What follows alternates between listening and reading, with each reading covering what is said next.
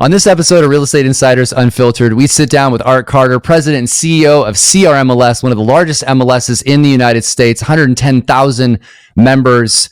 We cover artificial intelligence and the future of MLS, separation of buy and sell side commission with the class action suits, because why wouldn't we talk about that?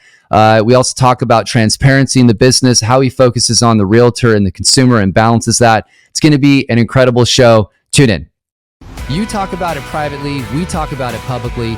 This is the Real Estate Insiders Unfiltered podcast. Welcome again to Real Estate Insiders Unfiltered. I'm your host, James Dwiggins, along with my co-host, Keith Robinson, aka Crazy Uncle Keith. Hi, everybody. Keith, yes, sir. Tell us about Art Carter and CRMLS. Yeah, what a great guest. I believe I know he's the CEO of one of the largest MLSs in the country. Correct, James? That is correct. Yes, 110,000 members. Yep. And what I loved about the conversation is he really dug into transparency, about the importance of just letting the data be free and be out there. He was very honest with us about consolidation of MLSs.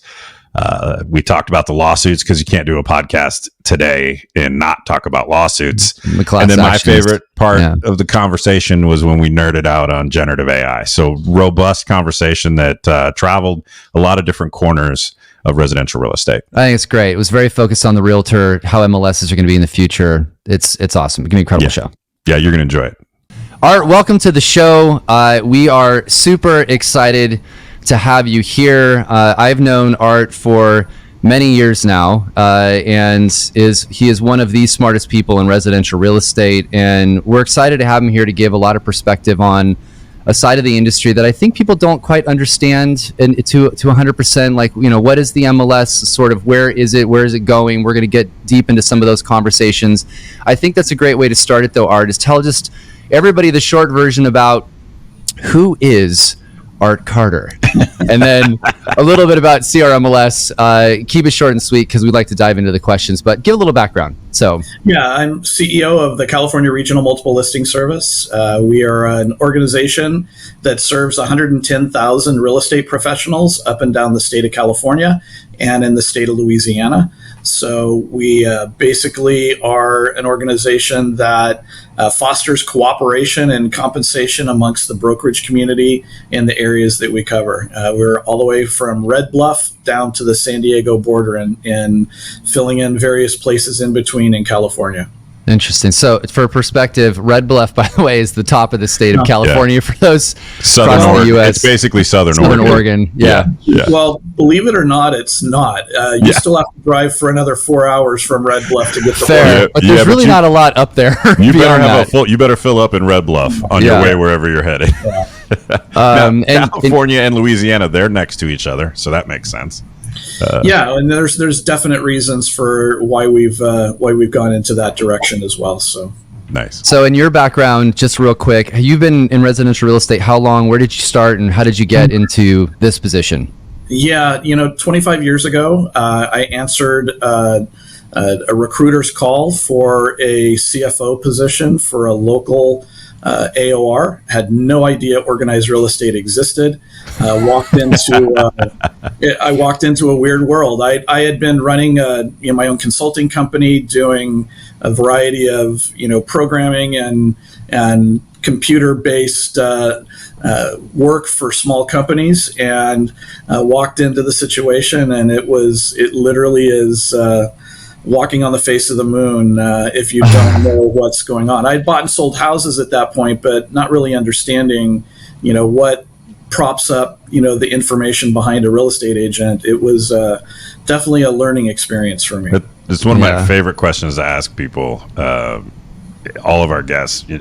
I don't think any of us woke up and were like, real estate, or went and got a master's in real estate from some prestigious university. We sort of ended up here and fell in love with the business. But as you entered the industry 25 years ago, what were you most surprised by, or what were you most like, I didn't expect it to be like this? And can you use the word organized in that sentence? Well, I mean, you can use it.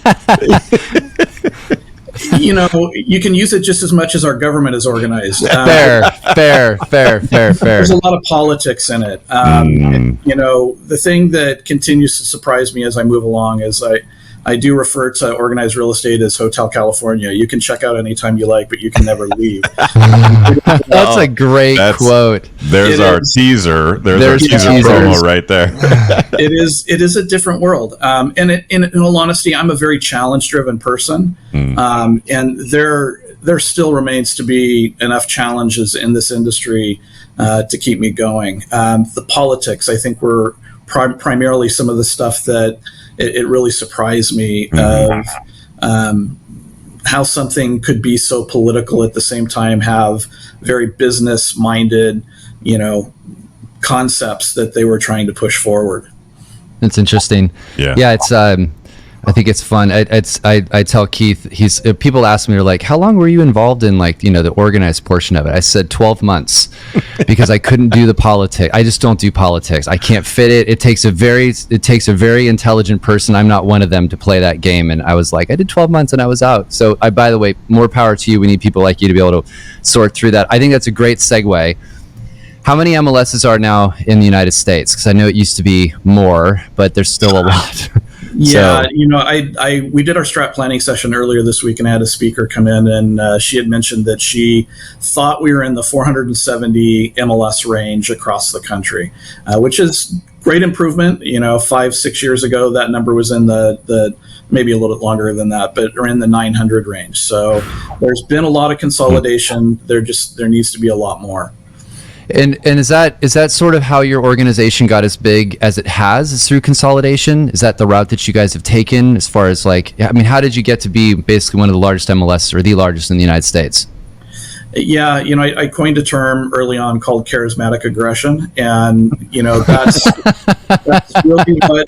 really what you've got to do is that you'd said that it takes a lot of intelligence. I think it takes a lot of a thick skin, maybe some areas of a lack of intelligence. But it takes just the ability to put your head down and keep moving forward. If you can set a story and put together the pieces to give people an understanding of what it is that you're trying to do. Believe it or not, I never intended to build an empire. I never intended to build, some monolithic thing. It just always has, confused me in organized real estate, why we give consumers access to more information than we give ourselves when we're the ones that are creating that information. That's interesting. Charismatic aggression. I wrote that one down too. That's a good one. Yeah. So you guys are, how many MLS is consolidated into you? Just curious now. Well, we have 42 local associations that are part of CRMLS. We have about 110,000 subscribers. So when I first started in 2005 with the company, we had, I think, 14 local associations and 23,000 subscribers. So, and what's the benefit to this? I think that's a question. I know where Keith was going to go with this. People talk about this all the time. And why is it that associations hold out when there's this, no offense for those that are listening, these small little podunk associations that are 200 people versus being part of something bigger? What's stopping it? Is it politics? I mean, what's the reason why somebody would need to have the local small association local small MLS and not be part of something larger?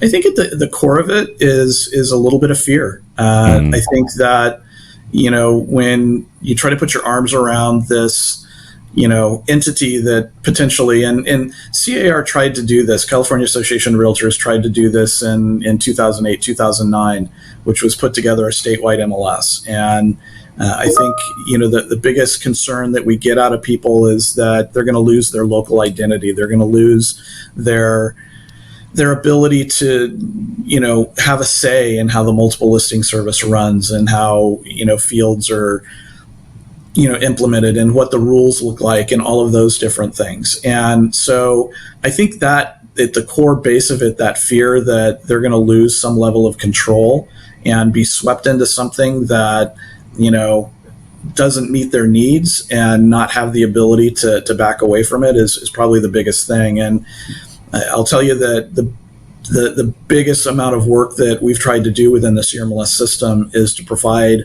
an environment that's inclusive and gives voice to everybody. It's hard. It's very hard to do. There's there's sort of a mindset, and my guess is this is something that ends up filtering up, not filtering down.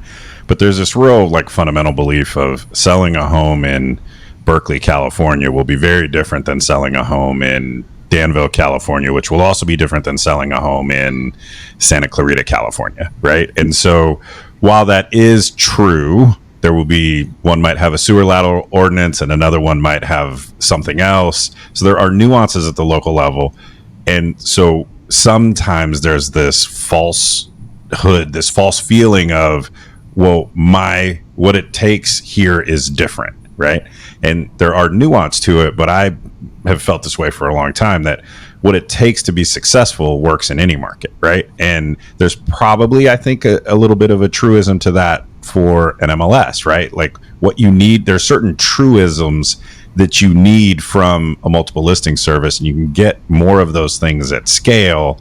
And it sounds like you've tried to and successfully threaded that needle of being aware of the local needs and still the macro value that you can provide as an MLS. Is that sort of how you're trying to parse it? Yeah, at the end of the day, a broker's job is to put buyers and sellers together. Yeah. And, there may be local, variances, but that's not a technological problem. That, right. We absolutely can and easily can overcome those things. Yeah. It's just a matter of trying to figure out, how to overcome some of those objections and make sure that people feel like they don't, lose that voice. We have multiple different front end platforms to have, local choice. They might not, all want to see things the same way. So, we try to do as much as we can on that side. So that's interesting. So the interface is different depending upon the local area. They see different fields and different things, yet you're still working off a common database behind the scenes, like one big master database. Yeah. Correct. Would you say that, so what I heard you say before is roughly, and we'll just speak in sort of big roundish numbers, but it sounds like in the last, call it 10 years, about half of the MLSs have consolidated. Is that a fair statement?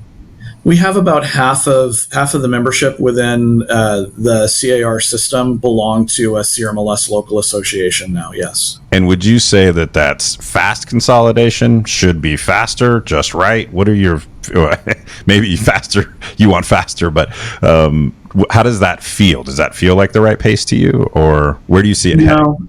No. In all honesty, when my board started going down this road in 2010. If I would have told them 13 years from now we'd only hit the 50% mark of membership, they would have viewed that as an absolute failure. Right. That being said, it is a consolidation is a very slow road. There's some that have gotten bigger quicker, but what you see in Florida, what you see in the Mid-Atlantic region with Bright, those things, they take 2 to 3 years to get some of those bigger deals together. I've had some organizations that I worked on for 10 years before they came in, and a lot of it has to do with the leadership. And I'll be honest with you, a lot of it has to do with the marketplace. Sure. So it just. We're entering into a different marketplace again, and I imagine there's going to be more consolidation at that point. Yeah, I was going to say, where do you think it ends up? I'll move this forward just because I want to get a lot of questions in. We've got some really deep ones to get into. But do you think it's statewide? Is there like an ideal number? You obviously know all the executives. So is there like we really need it to be 50 statewide, one national? I don't know what the answer is. I'm curious what your take is on where you think it ends up. 5 to 10 years, I think we'll be in the 150 to 250 range. Okay. That being said, there needs to be a nationwide aggregate, a database that everybody pulls from. Everybody is one of the things that we're seeing in the marketplace right now is during this downturn and this drop off, 22% off year over year within the CRMLS platform. We're seeing more and more, talks of consolidation amongst the brokerage community. Yeah. And as that consolidation continues, brokerages, the boundaries that we've artificially put up in organized real estate don't meet the business needs of the brokerages anymore. And we've got to be sensitive to that.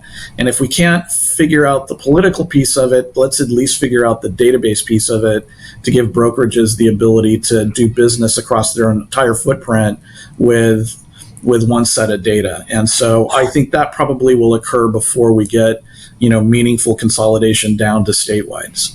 Do you think it ends up with for lack of a better word, call it a national MLS search that essentially competes with Zillow and Realtor and all the rest of them, CoStar, Homes.com, whatever they're going to go out in public with?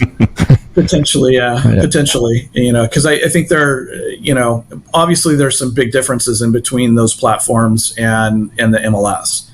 Those platforms don't exist without the multiple listing service. They would be going broker to broker. They tried that, didn't work very well. So, yeah, it's a Southeast Asia ground war. They don't want to do that again. And the MLS is being in that position to curate and collect the data. I think that's the main thing that we've got to focus on, and maintaining those cooperative relationships between brokerages. So let's get to the big one. You and I have had these discussions, but you're the first person we've talked to or will have had on the show regarding the MLS's take on this. And so these class action suits, which is certainly, I have noticed in the past 6 months, more and more people are finally waking up to the severity of these things. Still not enough. Not enough, but people are starting to go, oh, maybe this isn't going to go as well as we had hoped. So, and I want to be full disclosure, we are rooting for NAR and defendants to win these cases, but also what is the plans if we do not? So where does the MLS fit in and I'll ask this because I believe this is where it's going to go. You can tell me if I'm off, but in a world where essentially, cooperation is separated, where the buyer agent is paid by the buyer or directly by the seller, and the seller's agent is not, essentially passing that compensation over. How does the MLS fit into that? What does it look like? Your take. I think there's still very much a world in which the MLS is needed and necessary. I've been a consumer on the residential side. I've been a consumer on the commercial side. The commercial side and its fragmented nature is an absolute mess. Yeah. And I think the brokerage community needs to understand that they're better together. Better together from a database standpoint, and better together cooperating with each other. Especially in most of the marketplaces across the country, you don't really see brokerages, having 40-50% market share to where they don't need that cooperation with other brokerages, in their local area. And even at those numbers, the cooperative nature of what brokerages have always done, it needs to continue, because it's not just in the best benefit of those brokerages, it's in the best benefit of the consumer. Right. Sure. Most importantly, right? The human beings who buy and sell houses don't really care about how we want to fight with each other around data and, where lines stop and start, and they don't care. They just want help and access and someone to shepherd them through a stressful transaction, right? Yeah, and I think if you go to the core of what all of these lawsuits are about, what all of the Department of Justice and NAR, legal wranglings are about, it's about transparency. Mm-hmm. And the biggest thing that we can provide to the consumer is the transparency of every listing that's available in the marketplace. As long as the seller wants those listings to be out there for, there's various reasons why they might not, but as long as there's that desire, every single one of those listings needs to be accessible to the consumer, and in the mechanism and the place that they want to go to search it. I think the days of partitioning off data are gone. I go back to the commercial experience and the fact that even 5 years ago, having a broker tell me to drive around the areas that I wanted to place my company in and call, give him numbers off of signs to, that's the system. Yeah. 5 years ago, right? I think if we did that to the consumer, it would be a very bad situation very quickly. They'd throw rocks at us for sure. So I have to ask then, because this is obviously, on the debate and conversation. So obviously Howard Hanna is pulled from IDX, in the Mid-Atlantic area. And so that obviously has caused a Twitter stir, to say the least.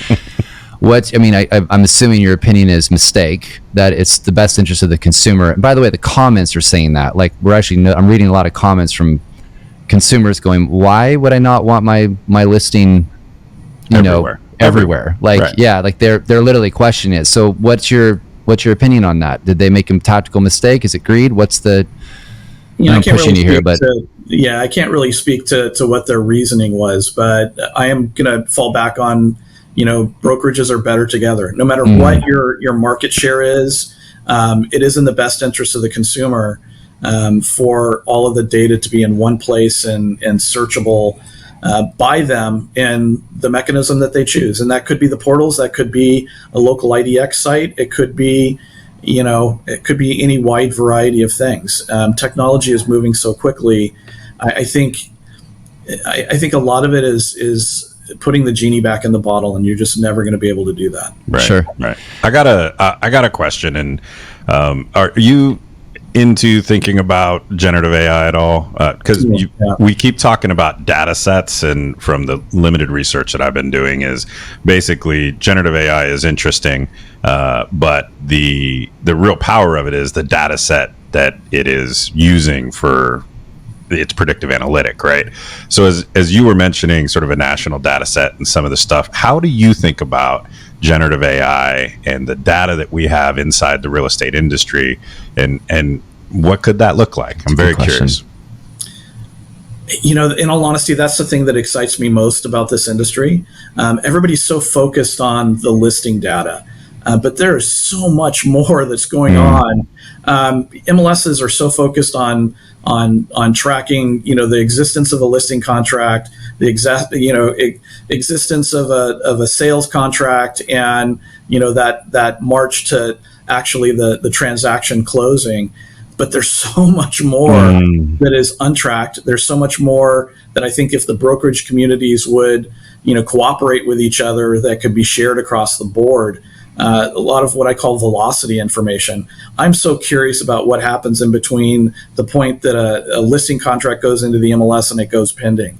Lockbox openings and offers that are going through the system, and how many showings, just that intelligence that you can get. And really, in all honesty, the consumer benefits of being able to communicate to a seller and a buyer what marketplace they're facing and what the competition is out there. To tell a seller that interest rate increases, we got a quarter point hike that's driving in your local marketplace 20 buyers out of the marketplace. Priced out of the market, yeah. Those are things that are just hugely beneficial to the brokers and to the consumers as a whole.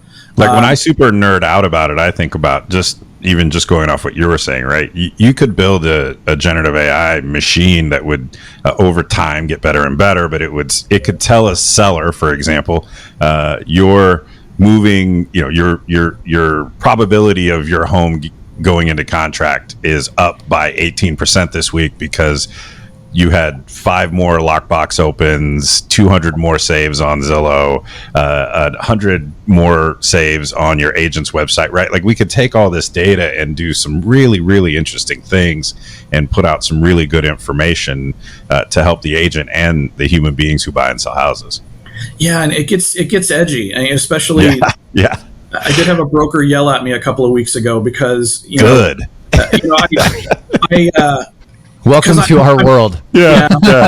I'm pushing for some things along the lines of more transparency. It's James, this. I mean, in talking with my largest brokerages, litigation is exploding right now, and the more transparency we can have about the state of a property, especially to the brokerage level, why shouldn't a disclosure? Why shouldn't an appraisal? Why shouldn't a home inspection be attached in the MLS to every property? And that's kind of edgy, but in all honesty, a lot of the lawsuits that I'm hearing isn't because of what happened in their current transaction. It was what was not disclosed about the seller, about the long-term history of the property. I mean, there aren't too many lawsuits about over-disclosure. I haven't seen too many of those. I've seen a bunch the other way, but I haven't seen too many of that one. You told too much about my house. So those are the types of things that I'm excited about, and I'm trying to get people's minds wrapped around. We're in the process of moving to a property-centric model, which, we're not. Listings are just a state of a property record, and agents really need to get their minds around searching property records instead of searching the multiple listing service for listings and history on those listings. So, and do you think that's, I'm going to ask because my brain went, are you thinking this is around blockchain potentially as well? Like the idea of the tracking? There's some elements long term that have to be there, but I think.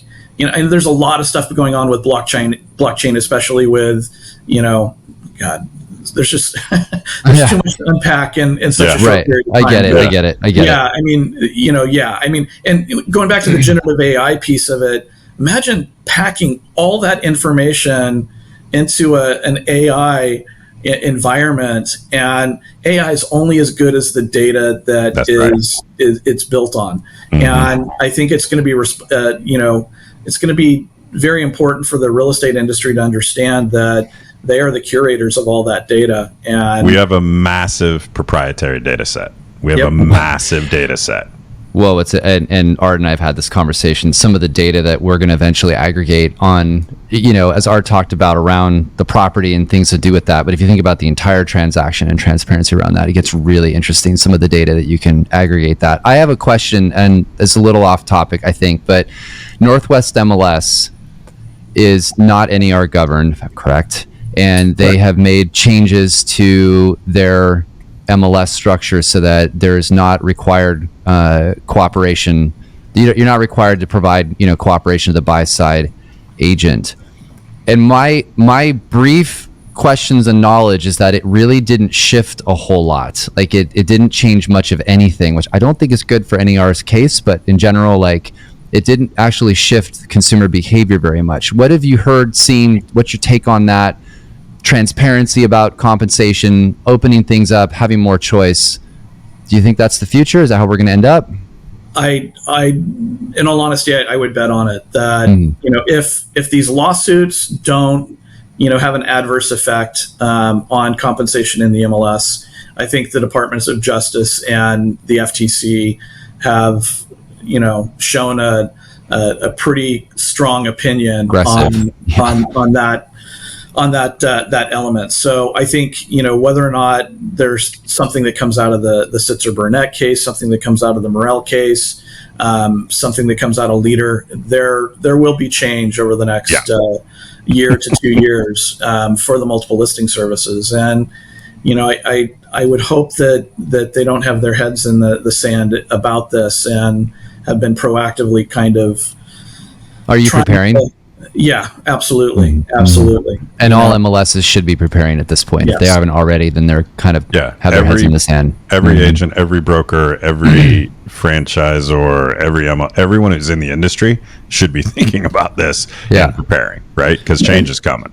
And they're scary numbers. The Morrell case is $13.7 billion before trebling it for antitrust. That's that's a big number. That's with a B, kids. That's a B. That's also a B for bankruptcy for a lot of people, to be clear. For sure. I don't think it will go there. As Art and I have chatted about this some. I mean, I believe this will get settled at some point because I don't know any lawyer that wants to get in the business of winning cases and getting no money.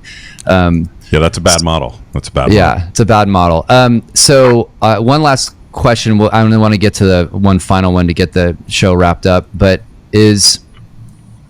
well, let's just jump into that. So I think it kind of fits. So it's the future of the MLS. You have a very unique company that you started a venture fund as well. Mm-hmm. I don't know many that have that, maybe 2 or 3 across the US additionals that I'm aware of. So talk to me about, how did you set that up? Why? What's the goal?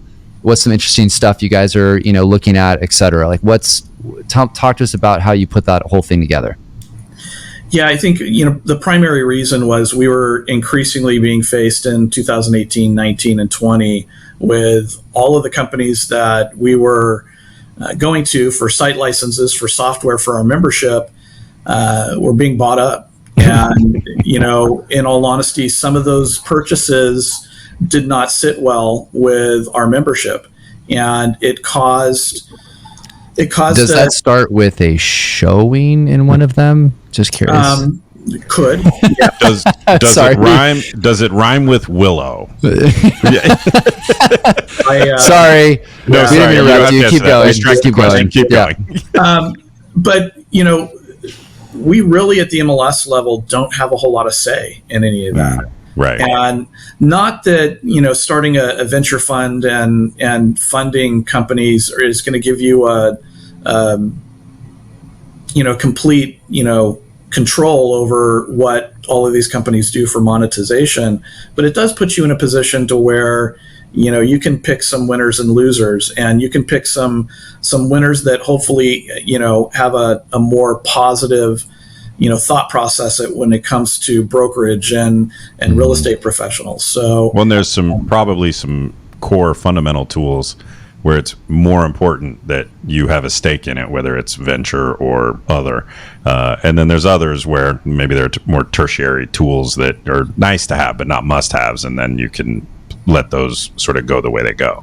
Yeah, and strategically, CRMLS has gone down that road. I mean, Venture MLS is there to support those, forward-looking elements. We've invested in companies that are producing AI and relying on those pieces of it. And I'll tell you, we've invested in front-end companies. It gives us more say in how product is being built than we ever have had before. Right, so, right. I think that's, primarily one of the driving factors. And then just really being able to support some insanely cool technology out there. I think that's kind of the place that the MLS needs to be in. CRMLS has strategically gone down a road where we're either going to support outside companies through Venture MLS, we're going to build some of the primary features that MLSs need to control by ourselves, or we're going to partner with other MLSs across the country to build some of those things. It's really about having a little bit more control. I mean, that's the main thing that has come out of my brokerage community is they want us to be a little bit more, pro realtor as we move forward. Yeah, with the venture fund, to quote, the Hamilton play, you're in the room where it happens when you're a venture fund, right? Mm-hmm. Versus being outside the room where it happens. So I think that's very smart on your part. Do you think you're going to see more of that? I mean, are smaller MLSs going to join your fund? I mean, what is the long-term strategy of that? You are a venture fund. You're going to head with other venture firms for the prop tech space. Seems to me that, out of the 400 plus MLSs, 5 of them could set that up on their own. The rest don't have the kind of money. But if they join together, there could be some interesting things that come out of that. Yeah. I mean, we're trying to get other institutional investors interested in it. Problem that we face with it is, the legs were taken out from underneath venture funds, about 6 months after we started. So we had great success in raising money up until then. And then, it's been a slog past that. I mean, we've been successful because I think we have a very, we have a great story to sell. And the thing about venture funds that is absolutely surprised me of how collaborative all of the funds that we work with have been, to know that I have, people like Keith Raboy and, Modern Ventures that we meet with on a regular basis to discuss all of our different investments together and potentially working together. It's not as competitive an environment as I thought it would be. Interesting. And what are you have a number you're trying to raise currently for your next fund that you're deploying? I've a lot of venture funds like, we've raised, $250 million. That's going to be this fund that we're going to deploy out. Is there a number you're trying to get to? We're very focused. So we're looking at $10 million. We've raised about 70% of that, and got it. Need to kind of fill in the gaps at this point. That's our first fund, and we'll set some targets probably in the next year for rolling out Venture MLS Fund 2. Well, nice. I think it's awesome. I first of all just thank you for being here. It's really refreshing to have somebody with such a forward-looking view of the industry and how to move. What unfortunately a lot of people look at the MLS as as something that's holding the industry back. Not in your particular case, certainly a lot of small ones. But to have somebody who's thinking about how to keep it moving towards the future, and then what I love that you've said multiple times is how it's focused on the realtor. Yep. It's continuing to keep them at the center of the transaction. So it's building things that help them be better at their job. I think it's a very winning strategy. The other piece I'd add is you have one eye firmly focused on the industry, and the other eye is firmly focused on the human beings who buy and sell houses. Mm-hmm. And if we take care of those two things, the rest of it will work itself out. We'll win always. Yeah. All right, it was so great to have you here. Thanks so much for being on the show. We look forward to having you back. We definitely will be inviting you back to have more discussions as I'm sure more drama pops up through the rest of 2023. Art and I are going to nerd out on AI on the next one. I can feel it. Yeah, we'll go deep. It's so much of a focus of what I do on a day-to-day basis right now. That's awesome. All right, my friend. Coming. Thanks so much for being here. Okay, thank you. It's our job to say out loud what everybody's only thinking to themselves. It's your job to subscribe to this podcast so you never miss an episode.